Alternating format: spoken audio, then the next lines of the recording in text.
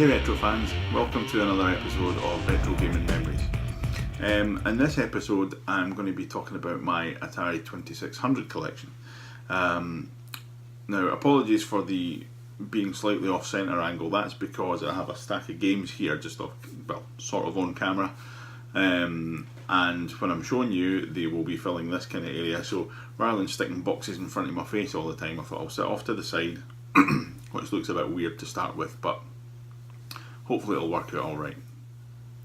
So, the Atari 2600, if you've watched one of my first videos, it was the first system that kind of got me in love with video games. It was the first game system that I owned, got for Christmas. And really kick-started the whole obsession with video games. Obviously back in the day I sold my Atari and kind of progressed through the various machines that I had. You know, you didn't have loads of machines at the same time back in the day. You bought a machine, you collected for it, something new came out, you sold the old one, you bought the new one, and that's kind of how it worked. So unfortunately I sold my Atari, you know, many years ago. But it was one of the first consoles I actually rebought. Back in the day when Yahoo had Yahoo auctions, I bought it, still stayed at my mum's in Edinburgh, so the machine that I've got just now is, you know, rolling on 18 years old, something like that. So yeah, so although it's an original 1977 six switcher, it's not a heavy sixer, but it's the original kind of wood panelled six switcher. It's still going strong. I've AV modded the machine to give a slightly better picture. Looks great, still runs beautifully, you know, great machines. So anyway, I have sort of collected my games that I loved as a kid. So I think I've pretty much got all the games that I did have as a kid. Not that there were that many because I was a kid on pocket money. But I used to rent a lot of games, as I've spoken about in my other video. But I've collected the games that I did have, but also the games that I always wanted. So games that I used to rent all the time but never owned, or games that I just really liked the look of but never rented or owned. You know, that's a great thing now, you get the chance to kind of own these games. So you go through, you have a look at the top 10 lists of best games and all that kind of stuff, and you decide if they're for you. So I've got a few games that are kind of recommended top 10 list type games. I've got a few that were just kind of chance purchases because they're the kind of games that I like. They're not necessarily the best games or even that good. Some people consider them to be quite poor, but it's, you know, gaming, like anything, is a personal taste thing. It's, you know, you might really like a game, somebody might hate it. It doesn't matter. If you enjoy it, that's all that matters. So what I've done, excuse me, dicky throat. What I've done is I have sort of piled these up by sort of publisher. So we've got Atari, a few loose cartridges and a few games, a few box games. We've got Activision, Parker Brothers, all that kind of stuff. So, but what I'm going to do is start off with the kind of the oddments. I only have one iMagic game, or iMagic, I think it's iMagic, and that is Cosmic Arc. Now this was brand new and sealed when I got it. It's not in awesome condition. It was kind of new old stock that was bought, and it had been kind of crushed a little bit, but the cartridge and all that is brand new. If you can get these things out. I'm not going to open them all up. We'll be here for weeks if I do that. But anyway, it's really nice condition inside. Love the silver boxes. Cosmic Arc is a great game, very simple but a great game, so I would recommend you check that out if you haven't already.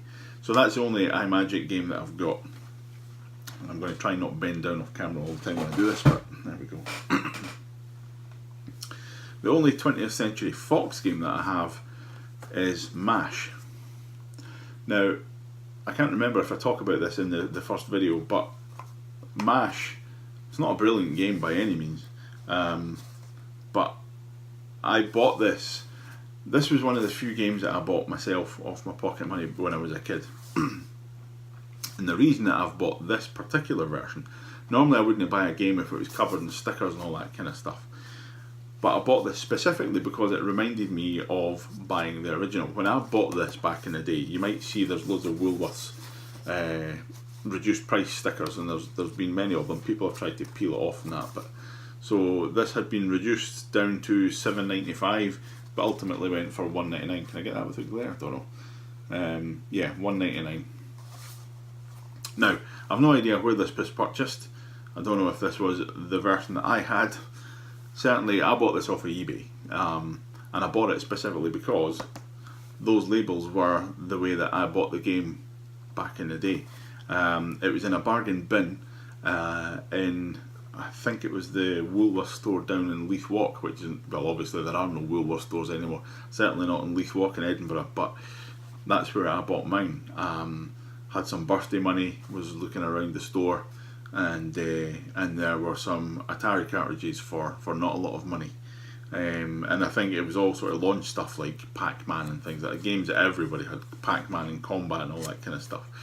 But they had MASH, and I thought, there's helicopters in it, you know, I don't know if you can see that, but there's helicopters in it and things, and I wasn't even really a fan of the TV series, I didn't know much about it, but you know, on the front there's helicopters and there's army guys running about. As a kid I thought, that'll do me.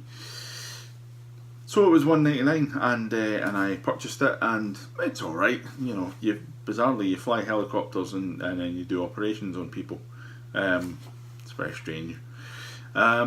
Like I say, not even a particularly good game that I enjoy. Maybe if you like the TV series, it's got something, but that's the reason I bought this particular version.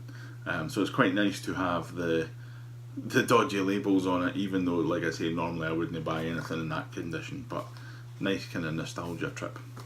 There we go. Right, so I'll move on to the Atari stuff, the actual Atari company stuff. So I've got a few loose cartridges. Demons to Diamonds, get this without the glare. Demons to Diamonds, that's a pretty new game to me. It's a paddle game. You control a little base, sort of Space Invader style, and shoot bad guys, but you have to shoot guys of a certain colour and they turn into diamonds, which you can collect. Shoot guys of the wrong colour, they turn into demons and they kind of try and come and kill you. So it's a bit fast paced, it's good fun. Never played it back in the day, but it looked good when I was looking through all these kind of recommended games type thing on like Atari Age and all that kind of stuff. If you haven't been to AtariAge.com, go there immediately. Well, maybe after this video, but AtariAge.com is the place for Atari stuff. So yeah.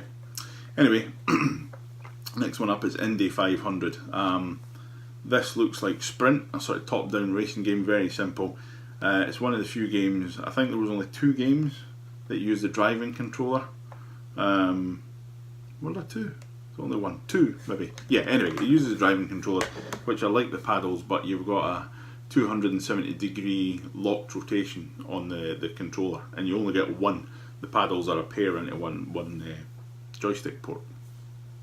Anyway, I'm not going to speak too much about these games because we'll be here for forever if we do. Excuse me. So the next one is Vanguard. Now I did rent this back in the day, great little shooter. Horizontal shooter based on an arcade game. Great fun. The ever-present, ubiquitous worst game of all time, which I think is a complete misnomer, is E.T. the Extraterrestrial. I don't think it's the worst game of all time by any means. I just think people don't understand how to play it. Get the instruction book and spend the time learning how to play it, and it's actually not a bad little game. It does have its flaws, but considering, you know, if anybody knows the backstory of it, and there are now many movies talking about the backstory of it, it was written in something like 6 weeks. You know, I couldn't get an Atari 2600 to say hello world in 6 weeks, I don't think. So to cram all that in, you know, it's not the worst game on the planet by any means. I think it gets unfairly criticised. Yes, anyway, moving swiftly on to Howard Scott Warshaw, who wrote E.T., on to his next major hit, Yar's Revenge. So this is regarded as one of the best games of all time, ironically, at the other end of the spectrum, to E.T. Yar's Revenge, brilliant shooter. Yeah, play it, just play it. Like I say, I'm not going to spend too much time going into these. This is just a collection video. Defender, that was slagged to bits. This was brand new when I bought it, and it's really nice condition. This was slagged to bits because when you fire, your ship disappears because of the way the refresh rates in the Atari work. So it got kind of panned a little bit as being really poor and slightly unplayable. That was rectified in Defender 2. Which plays much more like the original Defender. There are elements of Stargate and things in this, so yeah, great little port. That's really good. Next we have Night Driver. All these games are complete. The boxed ones are all complete with manuals and all that kind of stuff. Night Driver, use the paddle controllers for this, and I love this game. This was the first arcade game I ever played. I was about 4. And I remember my dad getting a loan of his friend's copy of Night Driver and playing it, and it's really hard. It's actually easier than the arcade game, but it's really hard if you play it on the kind of fast levels. But it's a great little port, and I love that artwork. That's just so 70s Atari, it's ridiculous. But yeah, Night Driver. Pac-Man. Everybody hates Pac-Man apart from me, apparently. The Atari 2600 version of Pac-Man. I love this. This just sums up the Atari 2600 to me, because when I got my Atari 2600, it came with Pac-Man in combat. They were the pack-in games, no pun intended. And yeah, bizarrely, I'm not really a fan of Pac-Man in the arcades. Well, I don't mind it, but it's not my go-to game. I wouldn't seek it out and play it. But I really enjoy Pac-Man on the Atari 2600. The core of the game is there, which is what the Atari 2600 did with all its games. It couldn't replicate the arcade experience, so it did its best. And the core of it is there. You move Pac-Man around a maze, picking up the power pellets and chase the ghosts. It's Pac-Man and all, but graphic, I don't know. It's great. Anyway, I really like it. I think it gets an unfair rap, much like E.T. Yeah, anyway. Outlaw. Atari's version of Boot Hill, which was an arcade game. 2 little cowboys shooting each other, gunslingers and all that kind of stuff, target shoots, loads of different great modes in it. Great fun. Best played with 2 players, but you can play it yourself. Star Raiders. This came, well, as you can see, it's a big box. This was brand new when I bought it. It comes with a comic book and all that kind of stuff. Comes with a keypad controller, which gives you extra functionality. I don't know if it's for like shields and all that kind of stuff. In all honesty, I have never played this. I think I plugged it in to make sure it worked. Never played it. I really should, because it looks kind of Star Wars-ish. They're sort of TIE Fighter type things. I think there's a lot more strategy to it. I think you can kind of move about maps and all that, sectors and all that kind of stuff. But yeah, anyway, Star Raiders.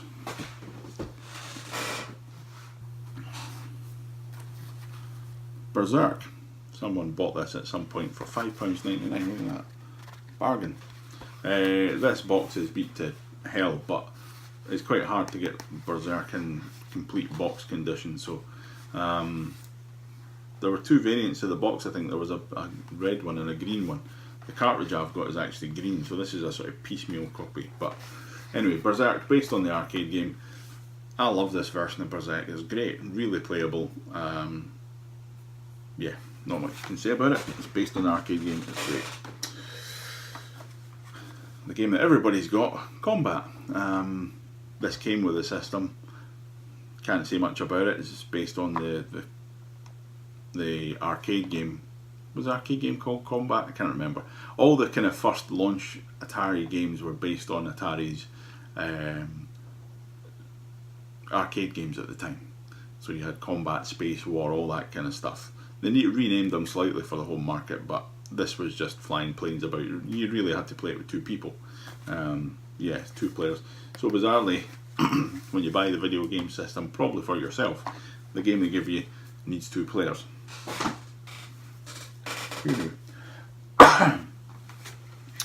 Next up, Battlezone. This is a really good conversion. Obviously the arcade game was 3D wireframe graphics.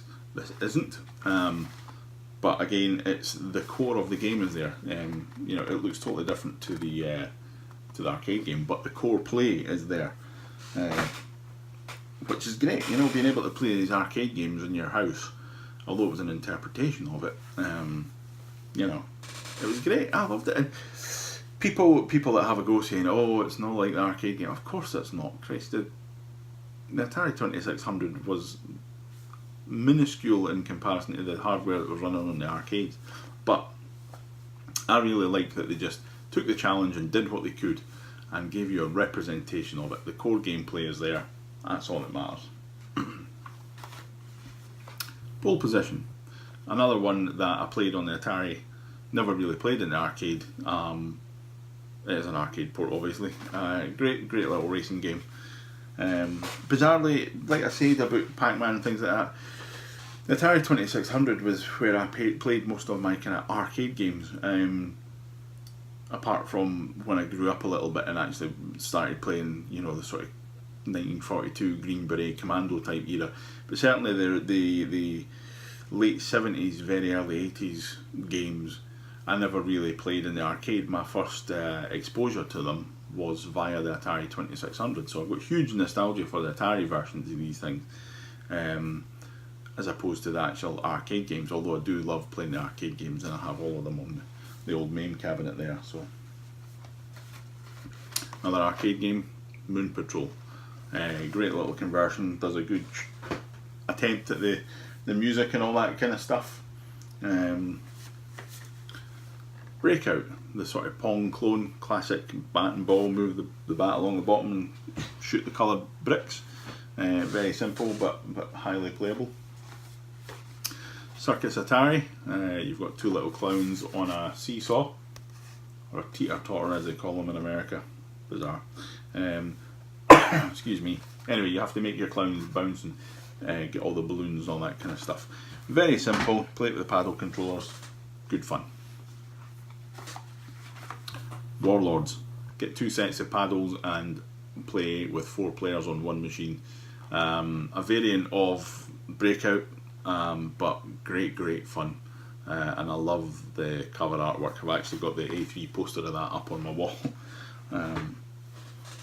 From the Art of Atari book. My favourite arcade game, Galaxian. Now this is my favourite arcade game, my favourite actual arcade game. People prefer Galaga or whatever it's called. I like the original, and this is a really good port. Again, it doesn't look quite like the arcade, but you know, it plays well. I really like it. Yet another game, the noisiest game I think on the Atari 2600, Centipede. This makes so much noise it's ridiculous. Obviously based on the arcade game. The arcade game played with a trackball, this plays with the joystick, but I think they implemented it really well. It plays, you know, almost as good as the arcade controls do. Next up, Super Breakout, slightly wobbly box this one. Super Breakout. It's just like Breakout, but I think there's more variants to the game. Not really played it that much, but yeah, anyway, Super Breakout. Excuse me. Missile Command, again, arcade game. I do enjoy the actual arcade game, but huge nostalgia for this version of it. Raiders of the Lost Ark. A game a bit like E.T. If you don't read the manual, you'll have no chance of playing this, but apart from anything else, this uses 2 joysticks. It's got an inventory system in it, or an inventory system, whatever you want to say, but yeah, it uses 2 joysticks to play. I've not played it that much. I remember it back in the day, but I've not played it that much. I should really give it another go. Midnight Magic. I love me some pinball. I don't know what it is. I never liked it when I was a kid. If I went into an arcade and there was a pinball machine, I would never go up to it. In fact, the first actual physical pinball machine I played was the Star Trek The Next Generation. First time I went to Paris, and it was in Beauvais Airport. And that was God knows, 2000, year 2000. Anyway, for some reason I love the sort of digital pinball games, like Pinball Arcade and Virtual Pinball and all that kind of stuff. This is a really good pinball game on the Atari 2600. Plays really well. I don't know, I think it's only one table. So one table, but it doesn't matter. It's got all the elements there and it plays really well. Ms. Pac-Man. Apparently this was a lot better than the original Pac-Man, i.e. it was more sort of arcade perfect. I haven't played this too much, but you know, you've got to have Ms. Pac-Man. Phoenix. This was another one of the really noisy arcade games, split into multiple stages. Space Invaders meets Galaxian type thing. Well, yeah, it's hard. The big kind of birds come down and start shooting at you. You can shoot their wings and stuff. It's a very strange game, but it's pretty good fun. The granddaddy of them all, Space Invaders. Yeah, again gets slagged because it doesn't look like the actual Space Invaders, but there are 112 variants of Space Invaders on this. Quite how anybody could come up and imagine 112 variants of them, I've no idea. But this plays great. At the end of the day, it's Space Invaders on your Atari, and some of the variants are brilliant. You can have invisible invaders, or not homing missiles, controllable missiles after you've shot them and all that kind of stuff, or aliens that only appear when you hit them or when you fire your gun. And you can play two-player versions where one player controls the base and the other player fires and all that kind of stuff.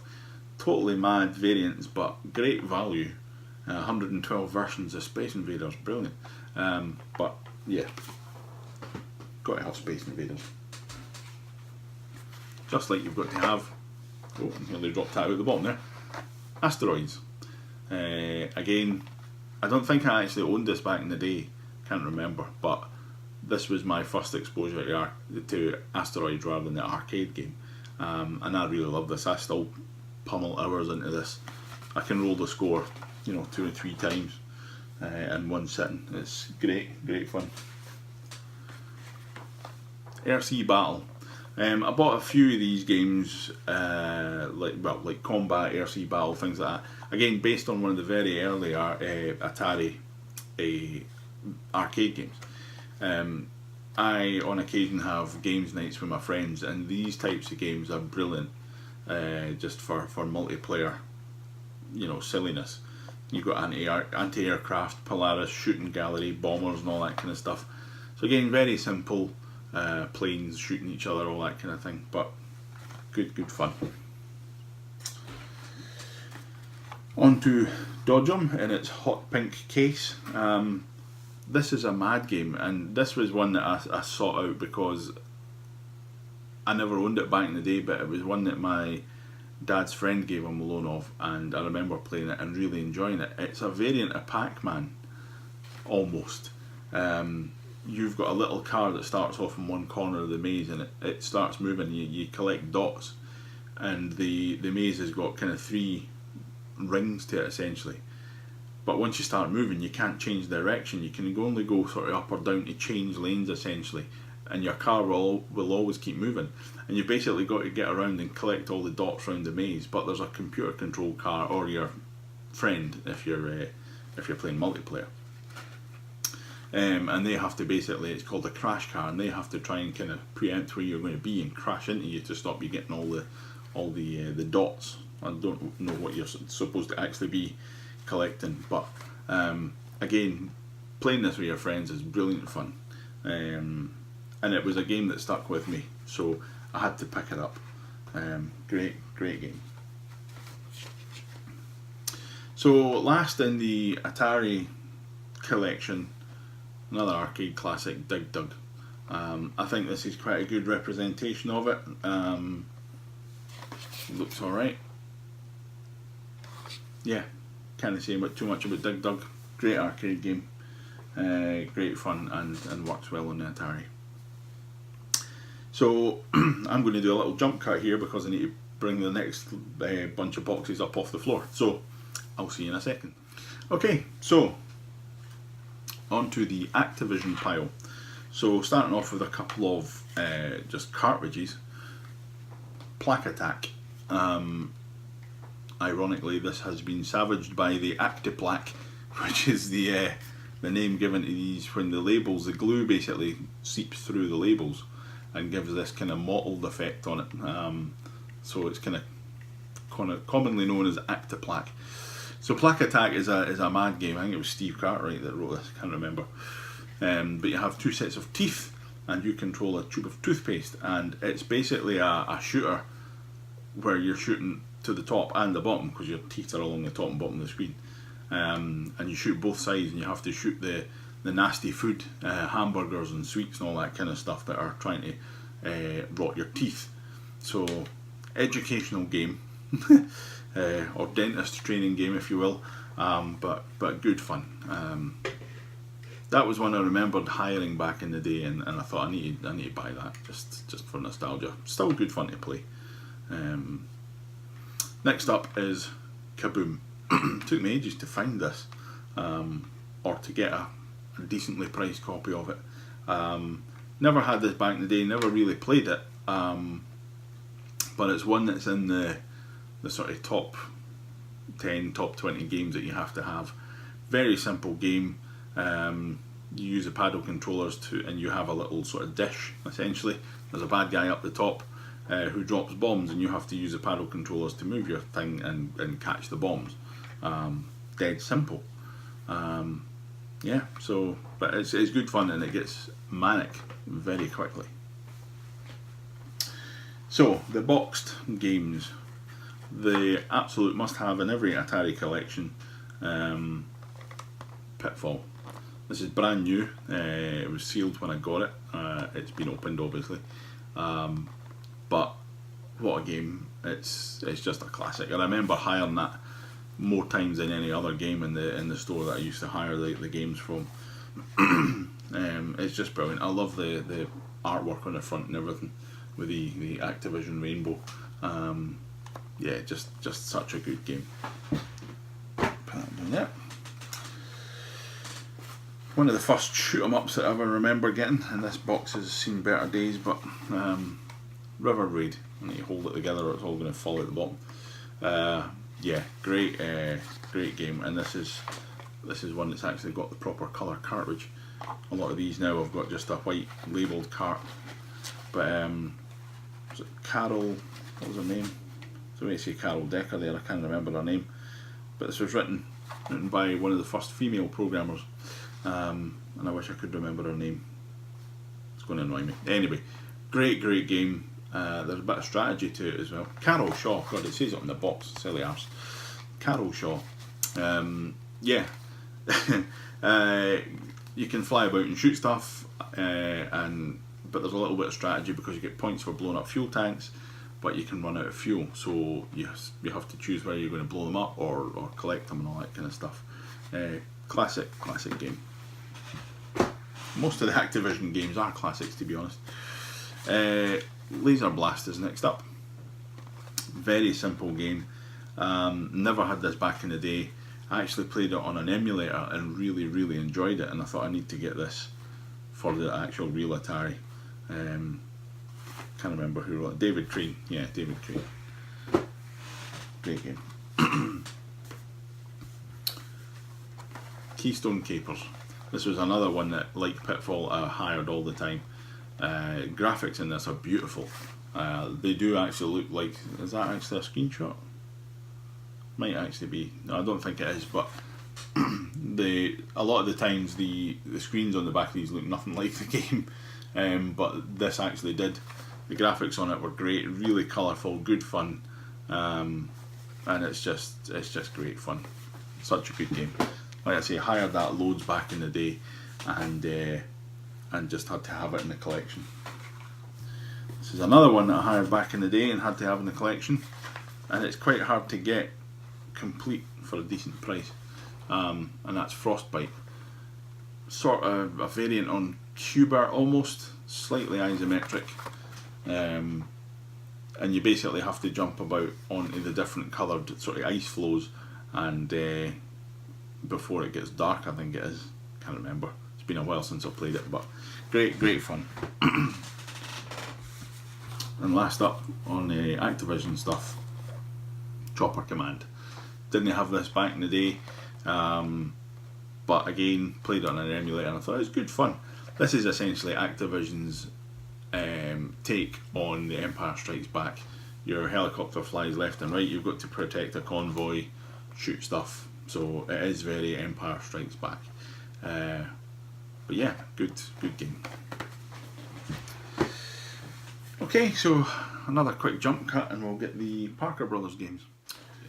Okay, so Parker Brothers, most or best known for their board games, dipped their toe into the Atari world and produced one of the best loved games for it. They produced quite a few games.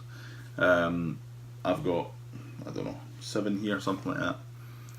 I really liked them. They were slightly different in their presentation. The boxes were silver but good heavy boxes, and they had quite a few good licenses. Anyway, we'll jump straight in and I'll stop talking nonsense. Return of the Jedi Death Star Battle. Great little game, sort of original take, where you are the Millennium Falcon and you have to take out shields and then try and blow up the Death Star. Great little game. I'm running out of space on the floor to put these in. Next up is Star Wars Jedi Arena. I got this back in the day. I remember buying it. It was another cheap game. Excuse me. And playing it with my cousin, who at the time was across from Canada, and he just didn't get it at all. It's essentially a sort of Breakout type game. If you've never played it, it's top down, and those sticks are your lightsabers. Use the paddle controllers, and there's a little seeker droid thing, which is that guy there, the training droid, him. And he floats about, and you can try and zap your opponent's shields away, but the opponent can use their lightsaber to block the blasts and all that kind of stuff. And if you take the shields down and hit the guy with the seeker, then you win that round. But the seeker kind of goes mental at points, and just starts bouncing about all over the place, and you're basically in pure defence mode at that point, because it can take out your shield as well as your opponent's. Great little game. That's a very Marmite game, if I remember correctly. People either love it or hate it. I quite enjoy it. It's good fun. The game that everybody wants on the system and everybody should have, Star Wars Empire Strikes Back. Everybody's played this, surely. AT-ATs are invading your base. You fly as a snowspeeder. You have to shoot the AT-ATs several times to blow them up, but you can get a flashing cube, which is a weak point in their armour, and if you hit that, thing disappears straight away. Had a nice little rendition of the Star Wars theme tune in there as well. But yeah, great game. Next up, Spider-Man. This was a great little game that I hired back in the day.